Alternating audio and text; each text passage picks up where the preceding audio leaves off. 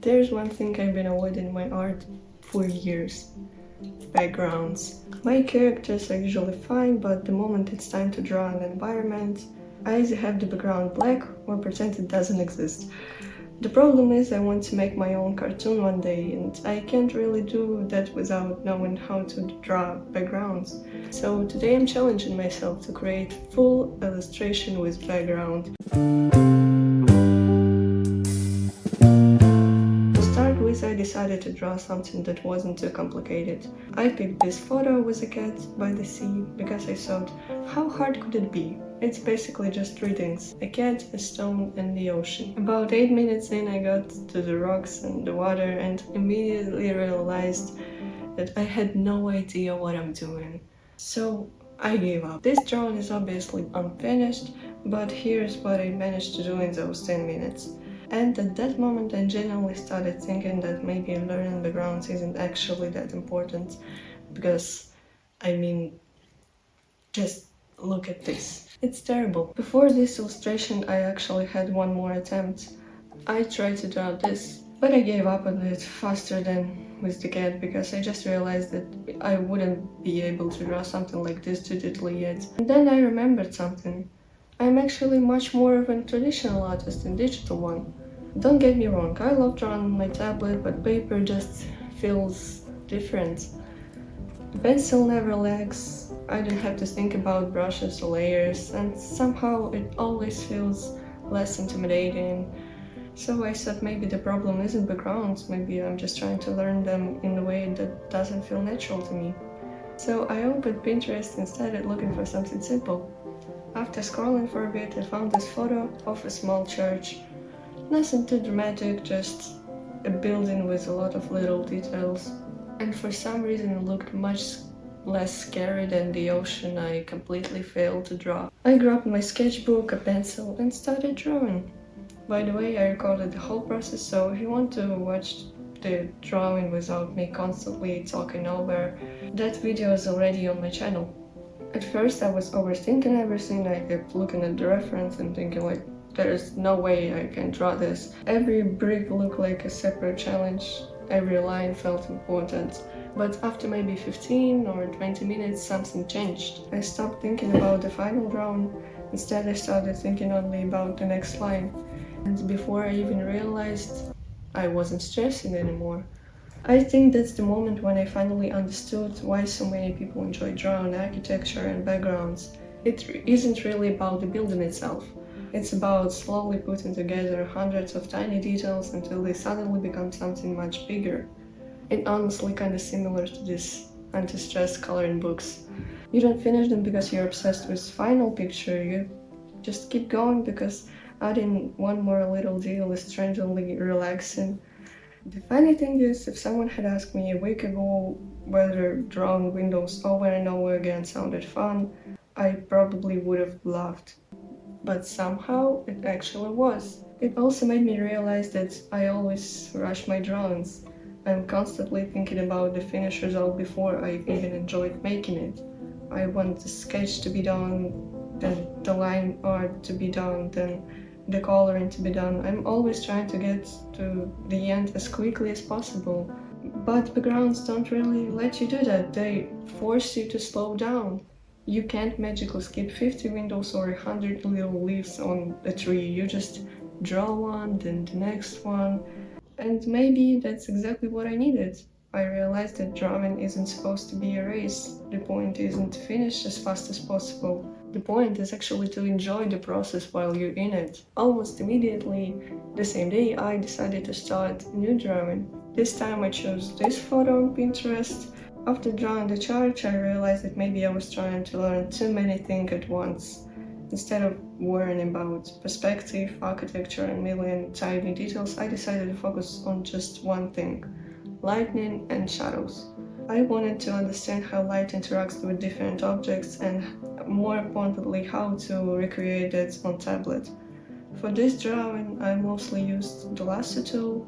It's made blocking in the big shapes much easier, and honestly I was pretty happy with how it was going, but by the end I realized that relying on only lasso wasn't enough.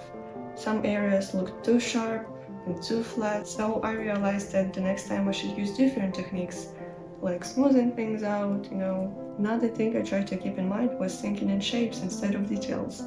For example, I didn't try to draw every single leaf on a tree.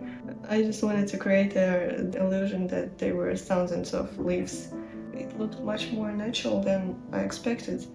At this point, I was pretty confident. I thought like maybe I figured it out. And then I started adding details. At first, it felt like I was improving the drawing. I kept zooming in, adding little highlights here, a few extra leaves here, more texture, more shadows. And I just couldn't stop. But after a while, I looked at the whole illustration instead of one tiny corner, and something felt off. There was so much detail that nothing really stood out anymore. My eyes didn't know where to look.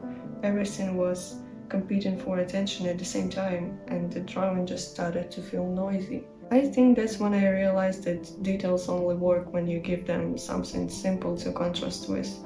If every single part of the drawing is detailed, then none of it actually feels special. So I guess lesson number 2 is add details, but you have to know where to stop. After 3 attempts, I felt like it was finally time to challenge myself with something more difficult. I opened Pinterest and almost immediately found this photo.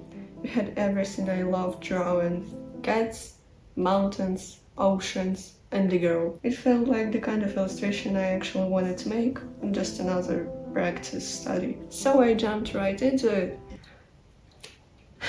This time I tried to be much more patient than before. Instead of immediately worrying about tiny details, I started by blocking in all the base colors. Then I added a gradient to the water. The further something is from us, the less contrast and saturation it usually has. So I made the water darker and brighter in the foreground and much softer toward the horizon. After the previous drawing, I already knew what would happen if I started rendering every little thing too early.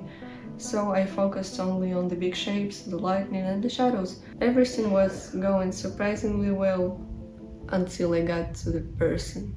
For some reason, drawing people on paper is completely different from drawing them on my tablet. I kept trying to sketch the figure over and over again, but every version somehow looked worse than the previous one. At one point, I genuinely considered just deleting the person completely. I was thinking like maybe nobody will ever know that the person was supposed to be here. But then I thought like, what? I can draw a person? I've done it 100 times before. Yes, I can't. The biggest problem wasn't even anatomy, it was the pen delay. It completely ruined my rhythm, and after fighting with it for way too long, I got frustrated. I closed my tablet, opened my sketchbook, grabbed my pencil and started to draw traditionally. It took me about 10 minutes. Then I simply took a photo of it, traced it over in my tablet, and that's it. Person is done. Honestly, it worked way better than forcing myself to struggle with something that clearly wasn't working.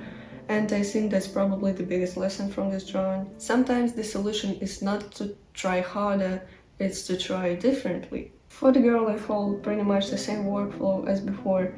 I started with big shapes, then added the shadows, and only after that thought about the smaller details. This time, I was constantly reminding myself not to repeat the same mistake. I didn't want to render every tiny fold of the clothes of every strand or hair just because I could.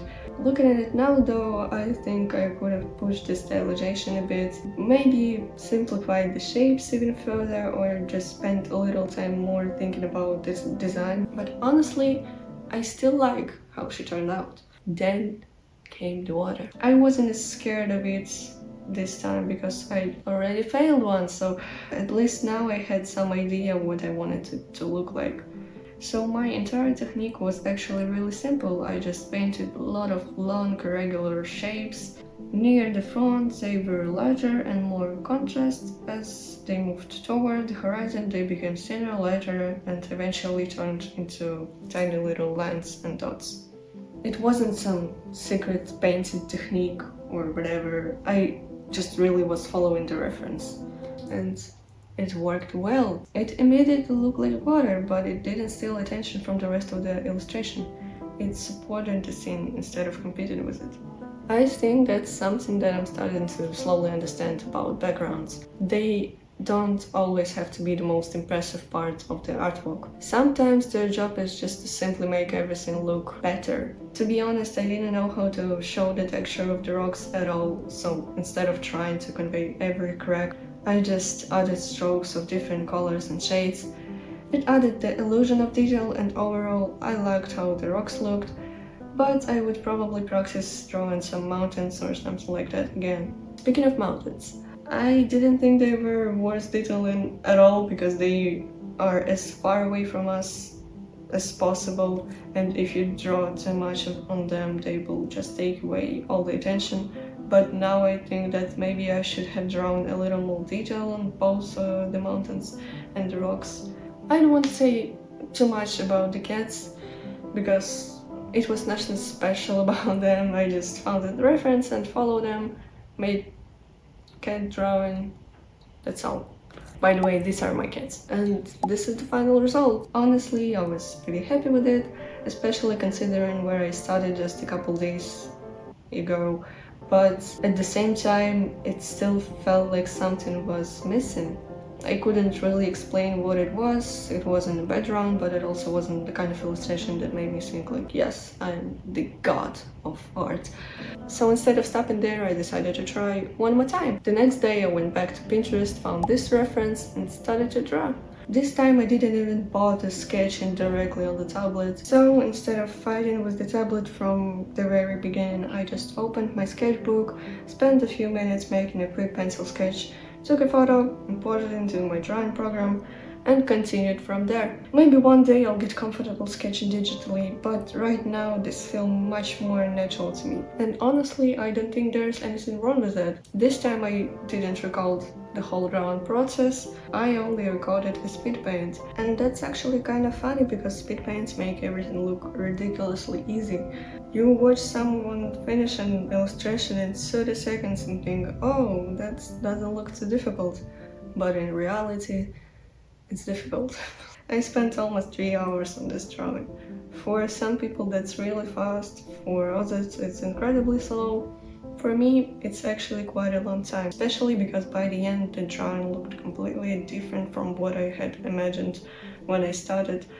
And I think that's something I still struggle with. I always have this perfect version of the illustration in my head, then I start drawing and somewhere along the way reality reminds me that my current skill level doesn't always match my imagination. At first that used to disappoint me a lot, but now I'm slowly learning to judge the drawing by what it actually is, not by what I imagined in my head before. Looking at this illustration now, I still can't point to one specific thing that bothers me. It's more like a collection of tiny little feelings. If I had to guess, I'd probably say it's the houses. They are not detailed enough for me, but at the same time I honestly don't know if adding more details would have made them better. Maybe they would have just started competing with everything else in the composition, I don't know. That's something I'm still trying to figure out, where the balance actually is. Sometimes the hardest part, it isn't to know how to add more detail, it's knowing where to stop. Even with that though, I generally like this drawing. If I ever come back to it, I probably wouldn't repaint the whole thing. I'd mostly experiment with the texture of the houses. I think that's the part with the most room for improvement. But there are also parts that I wouldn't change at all. The mountains turned out exactly how I expected it to be, and the cats, I honestly have no complaints about cat. So what did I actually learn from all of this? First of all, backgrounds aren't nearly as scary as I thought they were. They're definitely difficult, but not impossible. I also realized that details aren't always the answer. Sometimes a few simple shapes create a much stronger image than hours spent in rendering every tiny little thing. And probably the biggest lesson for me was learning how to slow down. I used to think that the faster I finished drawing, the better. But backgrounds don't really work like this. They force you to slow down. They force you to be patient, and that's exactly what I needed. Am I suddenly good at drawing backgrounds? Definitely not. I still have to learn a lot, and if I redraw these illustrations a few months from now, I'm sure I'll notice the 100 things I'll do differently. But that's kind of the point. A week ago, I would have avoided drawing backgrounds altogether. Now, instead of avoiding them, I'm actually excited to practice them more.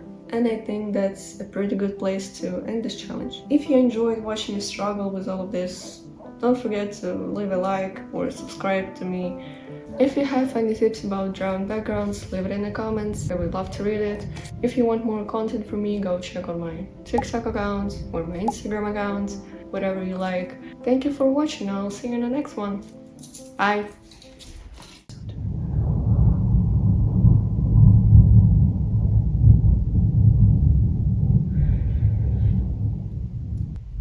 My god, there's a rain outside.